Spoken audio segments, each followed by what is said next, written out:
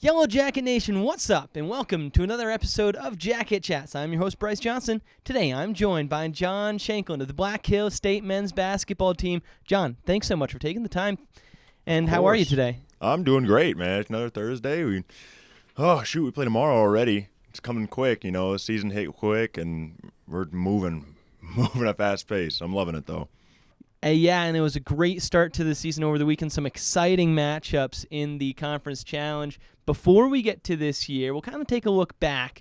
And for starters, why Black Hills State? When you were getting recruited, why did you choose to come be a Yellow Jacket? Oh, man, it's always an interesting question to answer. I mean, first off, I'd say just kind of the environment of Spearfish is very interesting. It's a different kind of place. You wouldn't expect it to be, as open and kind as everywhere else in the world. I mean, coming from Omaha, Nebraska, technically Bellevue, but I mean, a big city, people usually aren't super, super nice, get to know you every once in a while. I can go to a coffee shop and they know my order already. And I'm like, dude, I've been here like twice, but it's just stuff like that. And then on the basketball side of things, it was opportunity to, be good, play with a whole bunch of dudes like Joel Scott, Sindhu Cisse, Riker Sizorik. I mean, unbelievable. And then on top of that, just Coach Thompson's energy, his knack for the game. He's just a ridiculously smart person and coach. So, it was a no-brainer. As soon as I stepped on the court and got done watching the games, I think they went 0-2 as the East. I came and visited during this same weekend, the East-West Conference, and they lost pretty bad both games. And I was like, you know what? I still think that this team has potential, and I can definitely play here. But yeah, and then they went on to be co-champions that year. So they pulled it out. Every year. We start off okay, trying to figure things out, and they pull it out every time. Yeah, Coach Thompson, without fail, every year he's going to have you guys right in the thick of things at the end of the year. What is it like playing for him? Oh, man, it's unbelievable. I think I've picked up so much from him. From my standpoint, I'm going to be a history teacher, and I want to be I have a coaching minor, so I'm going to coach basketball as well. So with that, it's just it's trying to just absorb everything that he's saying, understand how his mind works, stuff like that. It's like, why do I have to set this screen at this exact angles for this specific person? I'm gonna, and then I'm gonna set it this way for so and so. It's like, well, you're gonna set it because people are gonna go guard him differently and guard him differently. It's like, okay, let me just pick up on all these small details, and it means so much because even if you're not in our offense, if you're not there on a screen quick enough, if you're not, passing it here, you're not taking the right angle, it changes the entire dynamic of offense. And then again, on defense, it's whether you jab or you jump. Those kind of small things. Yeah, I've talked to some writers in the area, and they say that every time they talk to Coach Thompson, they learn a little bit more about basketball. So definitely a lot that you said there is reinforced by a lot of other people that I've talked to. Now, you mentioned those guys, Joel Scott, Sindhu Cisse, Riker Sizorik, and those guys, they were the core and the foundation of a group that in your freshman year, it was your freshman year was a COVID-altered season, so Your sophomore year, the team kind of came out of nowhere, won the RMAC, made the NCAA tournament, won the region, then knocked off number 1 nationally ranked Nova Southeastern in the Elite Eight. What was that whole season, that whole experience like for you and your team?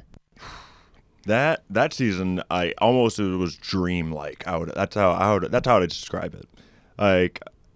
Guys were rolling, figuring out, where their place was in basketball, what do they need to do here,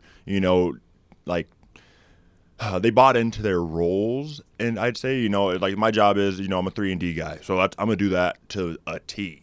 My job is I'm going to guard the best dude on their team, and he's not going to get anything off on me. It was, it's just people that were like, I'm just going to do how I'm going to play basketball the way I play basketball, and that it showed results, Joel Scott, he was a dude freshman year, but then sophomore year, they're like, we're expecting a little more out of you. And he, put that on his shoulders and was like, I'm fine. Yeah, no big deal. Just became 1,000-point scorer as a sophomore, right? He was like, I'll be good. I'm fine.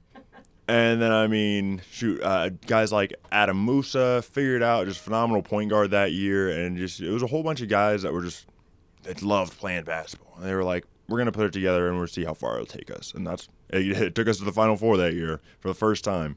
Yeah, and then last year, you guys came in with much higher expectations, bringing back almost that entire core. You wound up basically surpassing them. Fell short in the conference play, but you made it right back to Evansville, right back to that Final Four, surpassed your win total from the season prior. What was that season like for you guys? Now, see, last year was more, realistic expectations. Bring back all the same dudes, know the feeling, know the experience, and it was more of, just putting it together and figuring out all these small things. So I would say practices were 100% different than they were the year before. It was like, yeah, we're going for like an hour and a half, so maybe it was a little less time. But that time was hard. The competition in practice was ridiculous. It was like we were playing other teams. We were stacked down. I mean, we had 14 Yeah, you guys guys. had a really deep team last year, We had 14 guys, and I think we had 3 freshmen. One of them, Jayton Hackley, true freshman, played. So, just ridiculous. So, I'm like, it didn't matter who was on each team. Coach had to mix up teams every day to figure out, who's going to be here, figure out guys on scout teams. So I'm thinking it was ridiculous. Like the way that we worked, it was like pretty much that we were already playing. We were like Monday practice was like we were playing Friday's game. A really competitive gym. It was ridiculous. It was such a great feeling. So it definitely sounds like it was a very different feel, 100%. On a week-to-week basis. But and obviously each season has kind of their pros and cons. If Right. you were to choose one, compare which one was more rewarding, which one was more enjoyable? See, that's just such a difficult question. I think so. Last year's we had to work harder, which is always great because obviously you want a challenge when it comes to basketball. But then there's the dream feeling of the sophomore year, and so that's a really interesting question. I think I liked last year's team more because they were more experienced, knew what they were doing, and we knew what we were getting into. And so it was like, the sky's the freaking limit. And so that's what we tried to do. So I definitely say that last year's team was much better and more enjoyable. That's awesome. And specifically, your team's last season, your team's Elite 8 aspirations, they were up in the air in a truly incredible South Central Regional Championship against West Texas. I don't need to tell you about those heart-stopping final seconds and the moments following as the officials reviewed the play. What was going through your mind during that entire play and the minutes that followed? I think everybody knew the feeling that was going through our heads. There was no chance that shot was off. There was no chance. Kalen locked him down. It was sitting in his hand. You could see the red lights going off. And I was like, yeah, there's no chance. We won this. It's over. Nothing to review. And we're like, oh, my gosh, it took freaking forever. And I was like, but as it took them on and on to review it, you're sitting there like, oh, maybe. And then your mind switches again. You're like, no, there's no way. There's no way. You have the utmost confidence in your teammates and the fact that, you win that game. And I mean, shoot, they had some dudes go off that game, which was pretty unbelievable, but pulled it out. So, we won that game 110%. No chance. Yeah, watching from here in Spearfish, that's, I wasn't even there in person. That's a game I'll never forget. That was a truly incredible showing 100%. Of Division II basketball. And now this year's squad, there are a couple of holdovers, yourself included, but a very new group of players, a small handful of returners taking on new roles, again, like yourself, compared to a season ago. How is this group coming together? I truly love this team this year. I mean, so it's like, I'd say, we're a little smaller in certain positions, but we're also a lot larger in certain positions. So our starting 5 right now is Hoku Fisher, Kalen Hearn, Matthew Ragsdale, Ronell Tape, and me, which is 6'3", 6'3", 6'4", 6'6", 6'8". Long. Super. Very and long, yeah. And we're trying to figure it out offensively, but I'm telling you, if we can lock it in on defense, there's no chance. This is going to be the best defensive team I've ever seen in my life. Sadly, we're missing Jayton Hackley, but hopefully he'll be back soon. And I'm saying, even with that, he's going to be guarding those quick guards, the guys that are, 6'1", 6 foot maybe, and the guys that, go a million miles an hour. Bring him back, unbelievable defense.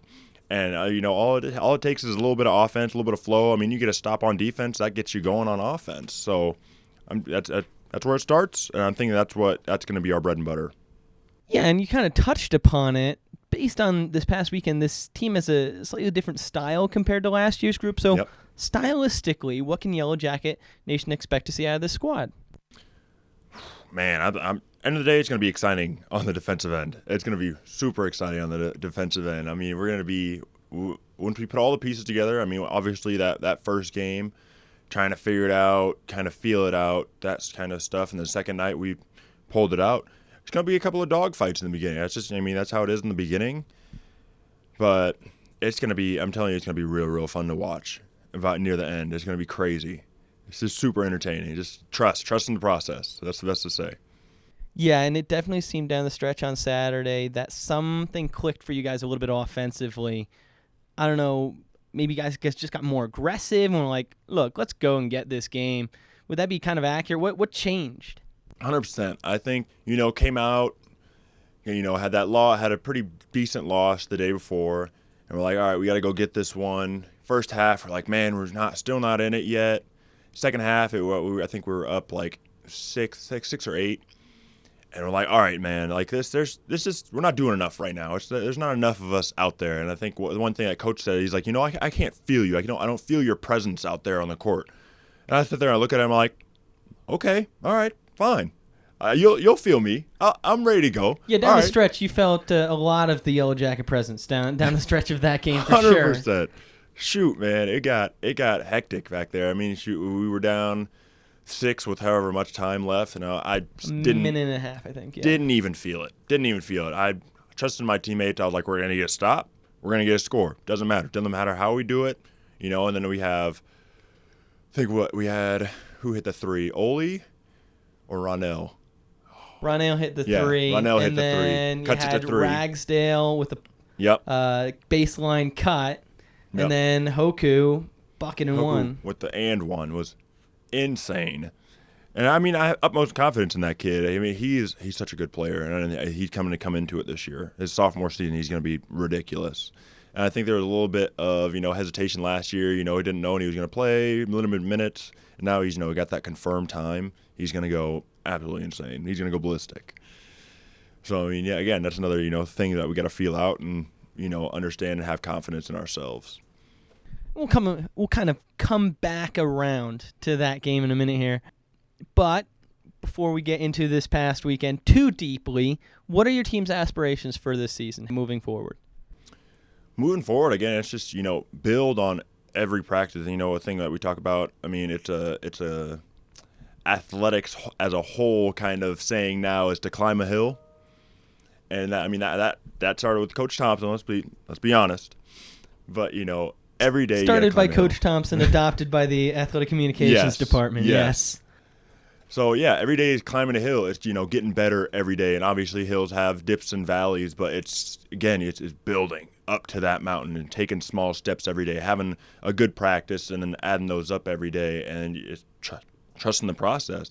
And if, you might start from the bottom, then the sky's the limit. Just keep climbing that hill. Absolutely. And you opened your season over the weekend. You mentioned it. Yellow Jacket Conference Challenge, disappointing result Friday. Bounced back on Saturday. What did you guys learn about yourselves over this past weekend? Oh, well, shoot. I mean, if you look at the statistics-wise, I think we had 20 turnovers, and then we are out-rebounded. So those are like the small things that we need to figure out. Because, I mean, we can take a team you can play them for the whole 30-second shot clock and play really, really good defense, but it's that last thing. You've got to get that defensive rebound. I think they had a total of 12 or 13 offensive rebounds on us, and that's something that we have to cut in half. There was a lot, yeah. Yeah. And in routine situations, off missed free throws, too, sometimes. Yeah. Those were frustrating, I'm sure. It's just, it's just those small things. If you box out here, hit there, get into the right spot, like, they take a 3, you got to get to about 15 feet. It's going to go long. It's not going to be short. And I think, a little bit of that is like last year's team. Like we had some dudes we had 2 people that rebound every time, and the rest of them could run. But right now, it's you guys trying to figure out spots. We need a whole team to rebound. And then on the offensive end, it's just taking care of the ball, being solid, being precise with our passes and sure of what what's going to come up next. And so those are just small tweaks that we have to make. Otherwise, not worried. And we've talked about it already. In that Saturday night victory, what a finish, erasing that 5-point deficit in less than a minute to go. Ragsdale hit a pull-up jumper at the minute 37 mark. I forgot about that score. Coach Thompson called a timeout, and that helped to spark or extend the run for you guys. What was his message in that timeout? Oh, he says it every time. He's like, he goes, stay the course, always. He always says, stay the course. I mean, I could tell you 100 times that he says it, and I always remember it. It's, you get a stop, you get a bucket, and you just play out offense. Just, keep rolling. You guys are going right now. You're getting stops, get a rebound, lock in. And it's always just stay the course. You're flowing. Again, basketball's a game of runs, so you just trust how you're feeling right now. He doesn't say anything over the top. He doesn't call plays and tell us, that how much what we need to do on defense. It's just always stay the course. Now, that's really interesting because obviously you guys had a great team. You led a lot of the season last year, but there were some times when you guys fell behind by large margins. The games that come to mind off the top of my head, at Fort Lewis, and then Evansville against West Liberty. But both of those games, you guys battled back and got close within 2 possessions in each of them. So that really makes sense that if most of these timeouts are like just stay the course, that checks out because that's like, kind of just keeping it steady as you go. And you kind of said, what was it that you said? He couldn't feel you. Well, we mentioned it. You could feel you guys down the stretch. You made some huge plays down the stretch on Saturday, and then in overtime, a really well-positioned contest on a help defense, pinning the offense player on the baseline, forcing him to a difficult layup, then a great block in overtime, leading to a breakaway layup and one for Rags. What was going through your mind as those events kind of unfolded late in the game and then overtime transpired? Honestly, when it comes to, those crazy moments, I'm completely unconscious. It's just, it's almost like, it's an out-of-body thing, like you're not controlling yourself. It's all like, instincts, years of basketball have just kind of, completely taken over your brain, and it's just you doing, your body taking over and doing what it needs to do. And it's like, so I'm sitting there, I'm thinking, they're running their out-of-bounds play, and I'm like, okay, they're going to set a back screen on me. And I'm gonna get over it, and I'm gonna get the help side. And I look over, and I'm seeing somebody getting as a one-on-one situation, and I'm like, oh my gosh, he's about to get beat. I have to sprint over there and do my best. I end up getting a block out of it, and I'm like, okay, all right, here we go. Right to Hoku. Rags sees it. His body's sprinting down the court. Throw it to Rags. Rags to and one. Unbelievable. I mean, it's just sometimes that's just how basketball works, man. It's instinctual. You've done so much. And, it's just like your body's been in that situation before, you know what to do here, and it completely takes over. Yeah, that block, it really looked like an instinctual play because you came like halfway across the court. You were like in the corner. Flying. And then you came right across, just 2 hands up, sent it back. I'll have to show you after. We got a really good clip of it on the replay camera.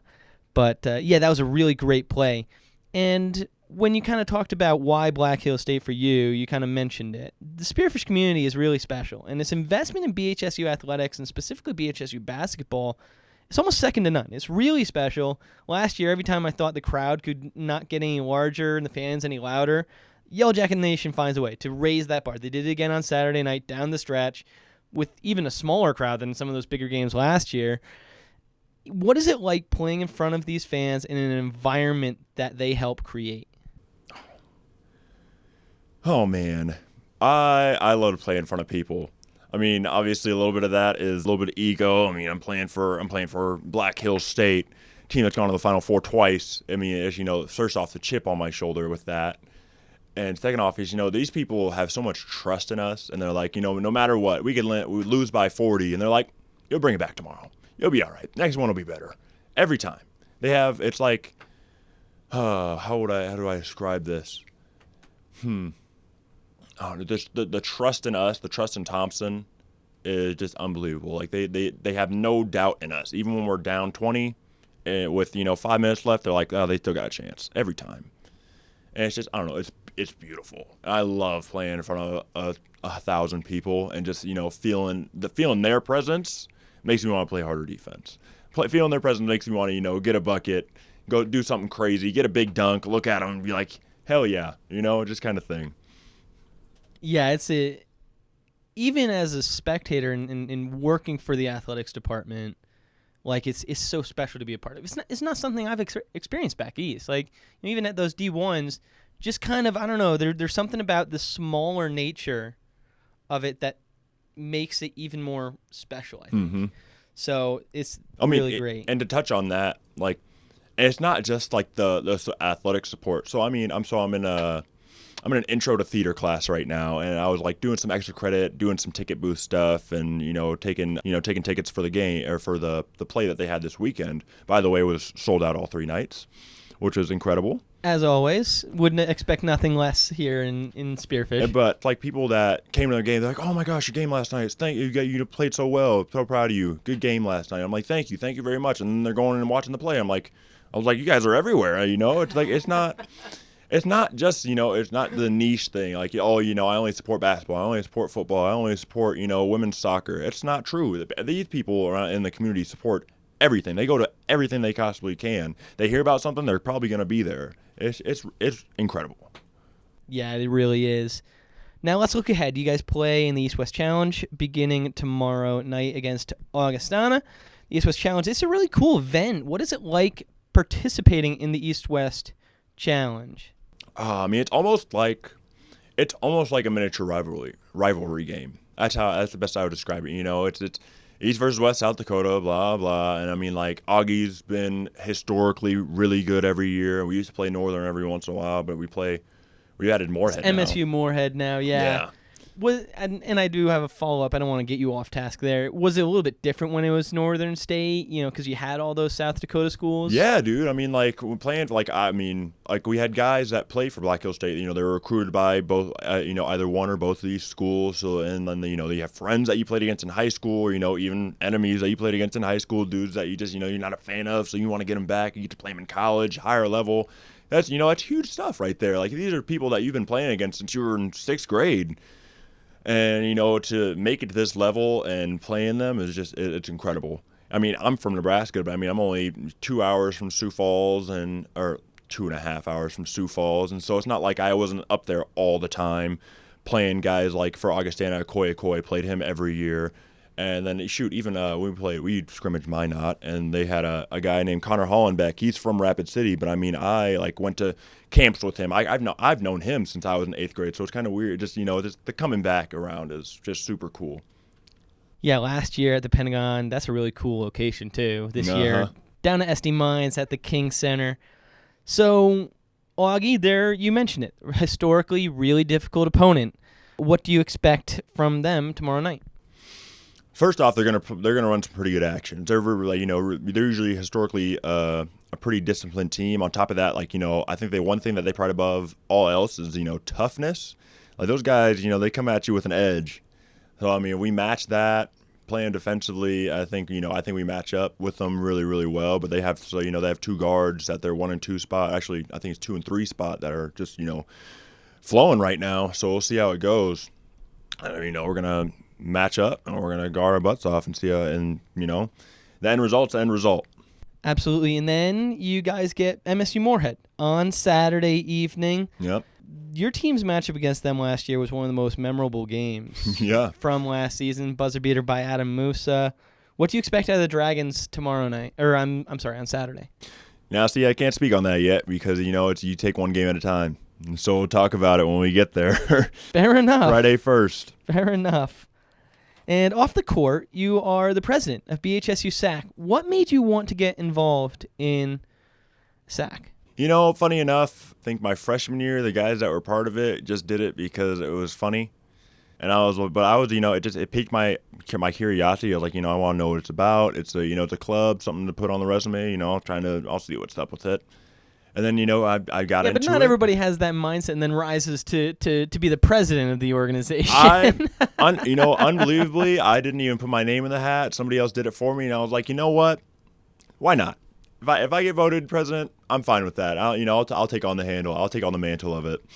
But yeah, I mean, being part of it. Last year, I went to the fall convention, met a whole bunch of athletes from, the RMAC, and talked to them and talked to, like, the RMAC representatives and administrators.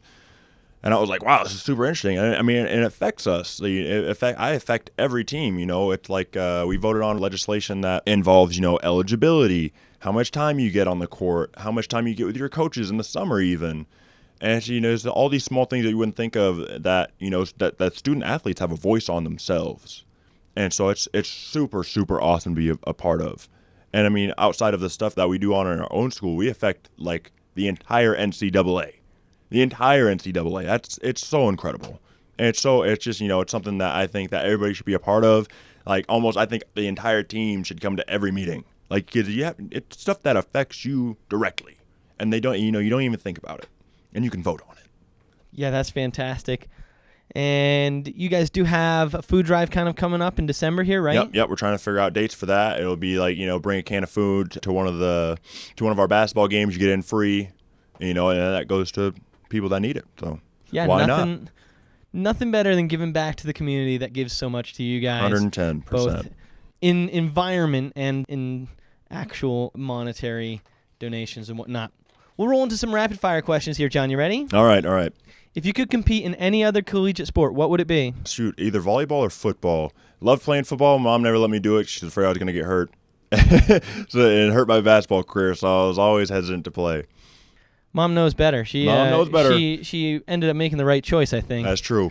What's on your game day playlist? It's a mix of a lot of things. Yeah, I know I love the oldies, but also, interesting to listen to a lot of the new stuff. I mean, mostly rap and R&B, but I mean, sometimes you just got to go with a little new edition, if anybody knows about that one. Fair enough. What is your favorite college pastime? Shoot, man. I mean, if it's not getting shots up, it's either, reading. I like to read a lot of manga, if people know about that too. Gotcha. If you could have any superpower, what would it be? Gravity manipulation. That's a very complex sounding. Yeah, it's awesome. It's answer, totally worth it. You can fly. You can do a whole bunch of stuff with it. Fair enough. Hey, that does sound like it would be very beneficial. And finally, what is one thing most people don't know about you? I think a lot of people don't know I wear glasses. I wear them on Sundays and get my eyes a rest for my contacts, and I'm actually like almost blind. I have like 70-year-old eyes. So yeah, even one contact in my eye, I can't see a thing. Very interesting. Hey, John, this was awesome. Thanks so much for taking the time again. Yeah, totally worth it. I loved it. Had a great time. Until next time, I'm your host, Bryce Johnson, for Jacket Chats.